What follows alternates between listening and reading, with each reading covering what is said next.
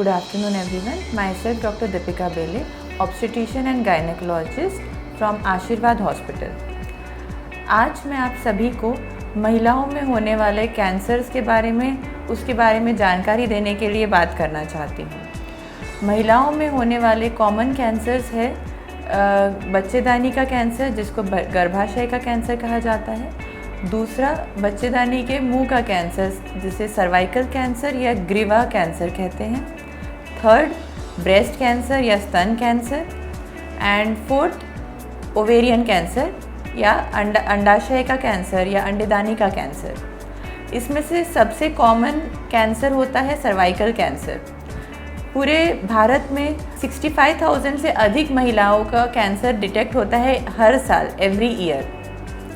और ये कैंसर के बारे में जानना बहुत ज़रूरी है, बिकॉज़ इसको हम बहुत टाइमली डिटेक्ट कर सकते हैं।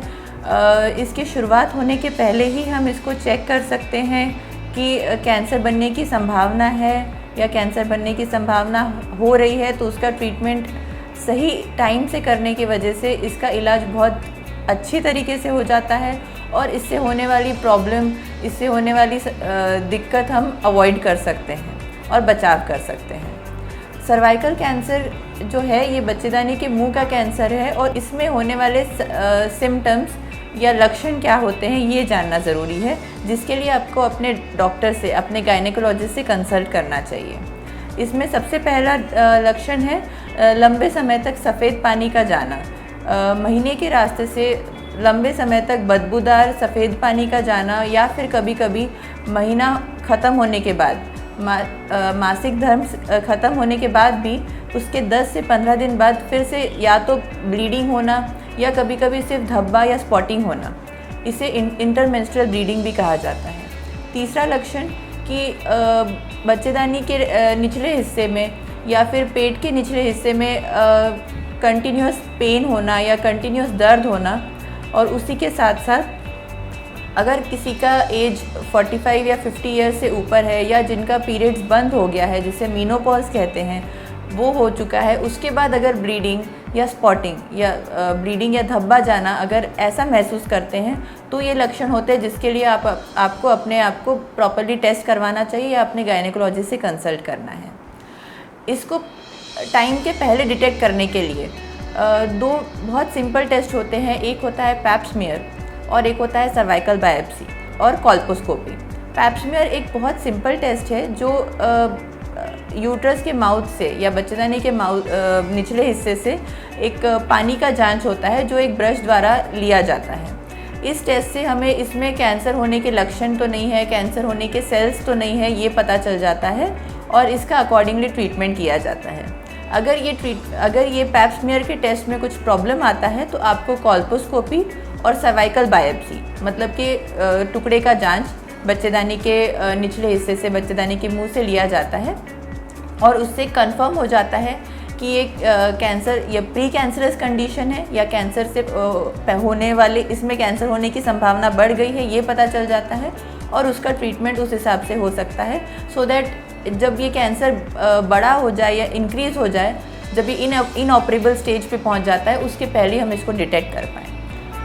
सेकेंडली, पैप स्मीयर के अलावा जब ये डिटेक्शन हो जाता है, ये पैप स्मीयर आप अदरवाइज़ भी, अगर कोई किसी महिला को ये सारे लक्षण नहीं भी है तो भी 21 साल वर्ष के बाद हर महिला को पैप स्मीयर टेस्ट कराना ज़रूरी है।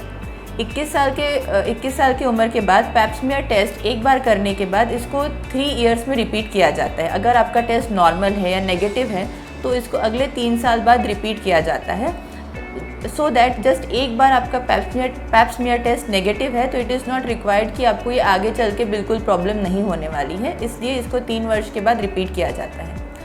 60 या 65 साल के बाद अगर आपका इसके पहले पैप स्मीयर जांच हो चुका है और वो नेगेटिव था, तो 60-65 साल के बाद इस टेस्ट को कराने की ज़रूरत नहीं होती है। इसके आगे जो दूसरा कैंसर की जानकारी देना चाहूँगी वो है ब्रेस्ट कैंसर या स्तन कैंसर। ये महिलाओं में और पुरुषों में दोनों में कॉमन है, बट महिलाओं में ज़्यादा कॉमन है। इसको भी टाइम से पहले हम डिटेक्ट कर सकते हैं इसके लक्षण जानकर और अपने आप को ही स्वयं जांच कर कर, जिसको सेल्फ एग्जामिनेशन कहते हैं, और जब भी आपको डाउटफुल लगता है या आपको लगता है कि हमारे अंदर भी यही लक्षण है, तो आपको अपने गायनेकोलॉजिस्ट को कंसल्ट करना है। पहला लक्षण होता है कि अपने स्तन में या ब्रेस्ट में कोई गांठ महसूस होना या गांठ का बढ़ना, कोई गांठ महसूस करते थे उसका साइज़ बढ़ना। उसके अलावा निपल्स पे या निपल के इर्द गिर्द के एरिया में चेंजेस रहना, जैसे कि धब्बा बन जाना या स्किन चेंजेस, मतलब डार्कनेस हो जाना या वाइट पैचेस होना, या फिर निपल्स के थ्रू ब्लीडिंग का डिस्चार्ज होना या वाइट डिस्चार्ज होना थ्रू द निपल्स। ये सारे अबनॉर्मल चीज़ें हैं जिसके लिए आपको कंसल्ट करना चाहिए। उसके अलावा ब्रेस्ट में हर समय पेन महसूस होना कैंसर का लक्षण नहीं है, बट उसके लिए जांच कराना ज़रूरी है।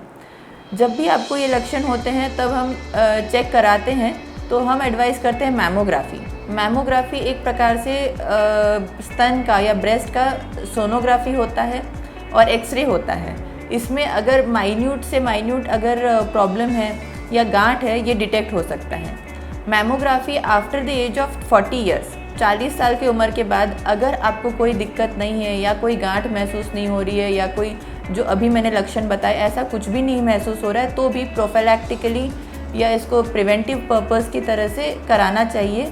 जब आप मैमोग्राफी करा चुके होते हैं और वो नॉर्मल होता है, तो आप इसको 3 से 5 वर्ष के बाद रिपीट करा सकते हैं अगर कोई लक्षण नहीं आते हैं उसके पहले। तो उसके अलावा कभी कभी बगल में भी गांठ महसूस होता है जो पीरियड से रिलेटेड रहता है। अगर मासिक धर्म है, पीरियड्स आ रहे हैं, उसके दौरान भी कभी कभी कोई महिला महसूस करती है कि स्तन में छोटी छोटी गठानें महसूस हो रही है या दर्द हो रहा है, या फिर कभी बगल में भी गठान या दर्द महसूस होता है। ये कैंसर के लक्षण नहीं है, ये हार्मोनल चेंजेस हैं। तो इसी को डिफ्रेंशिएट करना बहुत ज़रूरी है। तो पीरियड्स के बाद हमेशा एग्जामिन करना चाहिए। नहाते समय अपने दोनों ब्रेस्ट को अपोजिट हाथों से और बगल को भी चेक करना चाहिए every month after finishing your menses, so that अगर तब आप कोई गांठ महसूस कर पा रहे हैं तो आप अपने गायनेकोलॉजिस्ट को कंसल्ट कर सकते हैं। थर्ड कैंसर जो मैं बताना चाहूँगी वो है गर्भाशय का कैंसर, और फोर्थ इज़ अंडेदानी का cancer, that is ovarian cancer. ये commonly after the age of 35 to 40 years के बाद होता है, और इसके लक्षण में या तो ब्लीडिंग हैवी होना होता है जो गर्भाशय का कैंसर है, या फिर ब्लीडिंग बंद होने के बाद या मीनोपॉज के बाद ब्लीडिंग महसूस होना, या बच्चेदानी के निचले हिस्से में या पेट के निचले हिस्से में कंटिन्यू पेन होना, ये थोड़े सिम्टम्स है, या फिर वज़न का घटना।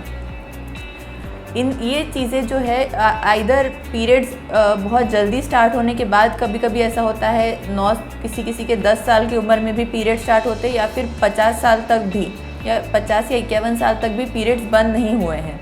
ये भी अबनॉर्मल चीज़ है जिसके लिए चेकअप कराना ज़रूरी है।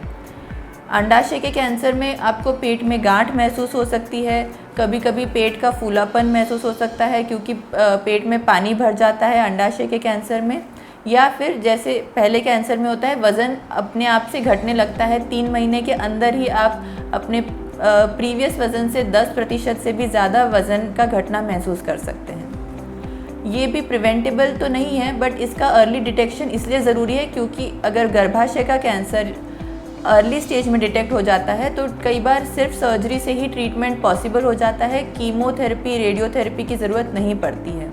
सेम चीज़ होता है अंडाशय के कैंसर में, जो कई बार जब तक के सिम्टम्स को महसूस करने लगते हैं या वेट करते हैं तब तक काफ़ी एक्स्ट्रा या आगे के स्टेज पे कैंसर पहुंच चुका होता है, जैसे में आइदर सर्जरी या फिर सर्जरी के पहले कभी कभी कीमो और रेडियोथेरेपी की ज़रूरत पड़ती है। इन कैंसर्स के बारे में जानना इसीलिए ज़रूरी था क्योंकि इसका टाइमली डिटेक्शन और टाइमली ट्रीटमेंट आपकी ज़्यादा दिक्कत को या आगे आने वाली ज़्यादा तकलीफ़ों को कम कर सकता है। इसी के बारे में जानना ज़रूरी है, और अपना रूटीन चेकअप और timely detection with either Pap smear, mammography, colposcopy और सोनोग्राफी ज़रूरी है with particular duration and particular time. Thank you.